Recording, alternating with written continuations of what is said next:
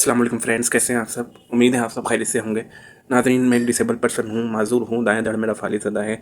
मैं आपसे एक ही गुजारिश करूँगा कि मैं जॉबलेस हूँ, तो काइंडली मेरी सपोर्ट के लिए घर में बैठ के काम करने के लिए मेरी वीडियो को लाइक करें, चैनल को सब्सक्राइब करें और बेल आइकन को प्रेस करना बिल्कुल भी मत भूलिए। चलते हैं यूट्यूब शॉर्ट की तरफ। तो ब्रेकिंग न्यूज़ ये है कि शाहीन शाह अफरीदी आज बिग बैश लीग में फील्डिंग करते हुए इंजर्ड हो गए हैं।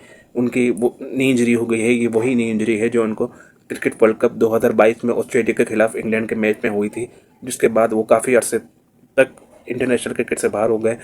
मीडिया रिपोर्ट्स ये बता रही हैं कि शाहीन शाह अफरीदी पूरी बिग बैश लीग से बाहर हो जाएंगे। इसका मतलब ये है कि ना वो श्रीलंका की सीरीज़ खेल सकेंगे, ना वो ऑस्ट्रेलिया की सीरीज़ खेल सकेंगे जो पाकिस्तान को अगले महीने खेलनी है। और कुछ रिपोर्ट्स तो ये भी आ रही हैं कि डाउटफुल हो गए हैं शाहीन शाह अफरीदी वर्ल्ड T20 2026 के लिए।